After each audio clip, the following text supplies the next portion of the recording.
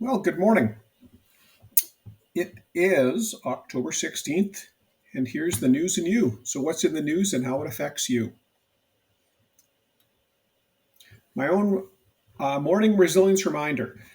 So, this morning I just commented on a question on LinkedIn regarding balancing the needs of responders with the needs of the community during a response.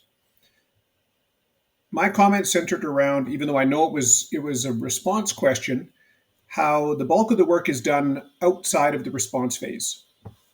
So if we recall that the emergency management cycle is mitigation, preparedness, response, and recovery.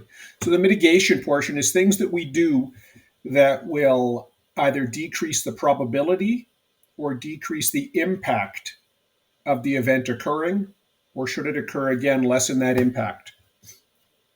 Some things affect just the probability of something occurring, and some things affect just the impact, and some affect both.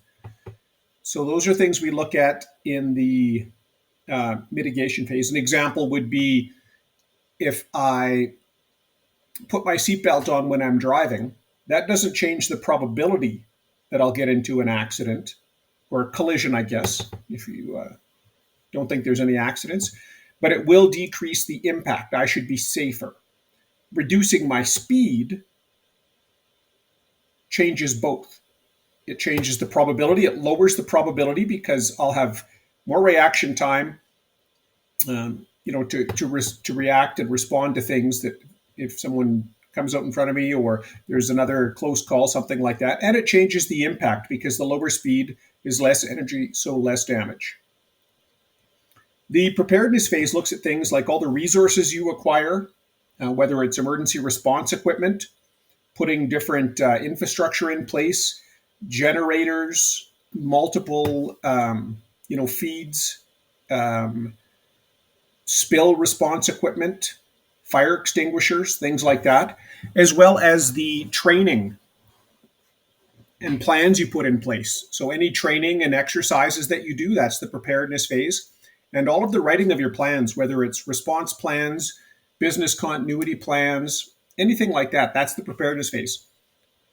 We'll skip then past response to recovery. Recovery is where you actually, some people say, get back to normal, or you might get back to better than normal, but you're recovering back outside of the response phase, and the things roll back into mitigation. So you take that's where the all important step of doing your lessons learned, not just lessons noted. Don't just write it down. Well, writing it down would be a good first step, but take the things you've learned, do a proper debrief, find out what went well, what didn't go well, what do we need to improve, and you roll that, track it right to completion. So assign responsibility. Very, very often, I see people not even jotting things down, not even figuring out how it went. And if they do, they don't actually formally track it and assign it to someone and wait for it to be done. And then they're flabbergasted as to why, oh, this just happened again. It's a repeat finding, a repeat finding, a repeat finding.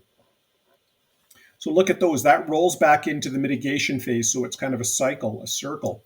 The response phase I've always found to be the easiest is that once you're in that response phase, you're only focused on one thing. All of the other activities that you have to do throughout the day, they end, and you just focus on that.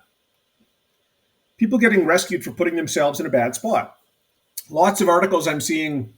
One was about some people going over, a fence at Niagara Falls. Others were about stranded passengers. There's often, as we've seen with all of the conflicts going on all around the world and different governments um, telling their people to get out while they can, far too often it seems that you see people waiting and waiting and waiting until the last possible second and then wanting to have these emergency evacuations. I very often see as well people want to be, I don't want to rely on the government, on Big Brother. And leave me alone, let me do my own thing. Well, that it's a double-edged sword, right? Take some responsibility for yourself, and remember that that preparedness, that responsibility triangle, individuals and families, they're at the base of that. They're the foundation. You have to look after yourself first. Don't rely on anyone else. Then, I mean, there are cases where things happen that overwhelm an individual or a family. And we have municipal or local resources, then provincial or state, that next level up. Finally, at the top is federal. But don't rely on that. The foundation of that whole pyramid is you. Ransomware insurance, should it be banned? This article was talking about whether if we want to ban, to just say, look, don't pay out. Nobody should pay out to cyber criminals for ransomware attacks. And maybe the problem is that because people have insurance, the big companies, cyber insurance that covers this, if we just banned that portion of it, would be good. Well, insurance covers a lot more than the payout. There's lost revenue.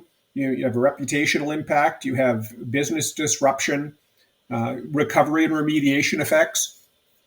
You might have to, go back to a bare metal type response and say, we need to get all new laptops. We can't recover any of this stuff. Everything is not good anymore, or what do they say, bricked and non-functional. So there is that as well. It may be more productive to incentivize those that take extra steps. So maybe you've had no claims. Maybe you have gone to great lengths to protect your facilities. It reminded me of fire insurance. If we just said, okay, we're not gonna pay insurance if there's a fire because that's your fault, or you got into an accident while driving, that's your fault. Well, maybe, but there's maybe reward people. I know everyone gets upset when they say, well, all of these accidents, all of these claims are going to raise everybody's insurance, and that's not fair. Well, I can agree with that, right? If I've had no driving incidents, should I have to pay more? If I get snow tires, if I have my preparedness kits, if I take extra driver safety training, if I drive responsibly, shouldn't I be rewarded with lower premiums rather than hit with higher premiums when they say, well, lots of people aren't doing these things properly and they're getting into accidents. Or if I use the fire smart principles to protect my home here, which I like to think I have, having been in both wildfire and structural firefighter response activities before, I've got gravel all around my home.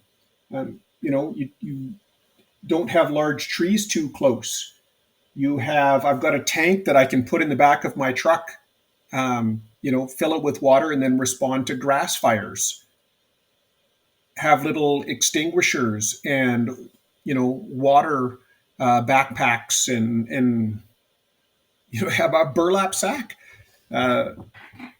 When I was with Saskatoon Fire, we responded to lots of departments respond to grass fires with a wet broom. You leave the broom soaking in water, or a wet sack, and you literally just beat the fire out. So things like that. Maybe we should incentivize that. People building in floodplains. You always see, oh, well, they're going to rebuild. Well, maybe if we didn't allow insurance for them, is an often heard statement, then everybody else's insurance would go down. Food prices outpace inflation. Okay. Just remember that lower inflation doesn't mean prices are falling. It means prices are going up at a slower rate.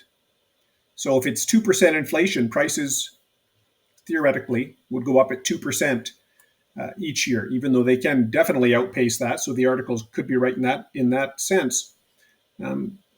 But just because inflation is falling, it doesn't mean it is a negative inflation or that everything is going to come down. Lessons to take away from this: take advantage of sales. Stock up when you can. Seek lower cost alternatives. I know many people do these things already. Buy in bulk.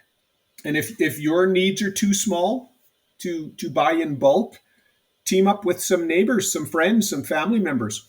We do that at our family here. I'll get more things and keep them kind of stocked up where I have room to store them. And then, at another residence for family members, you can say, okay, I'll act as the warehouse or the store, and when you need things, you can get them from me. So we chip in, we buy in bulk, and then it's a lower cost for everyone. That was a quick one for today. Thanks very much.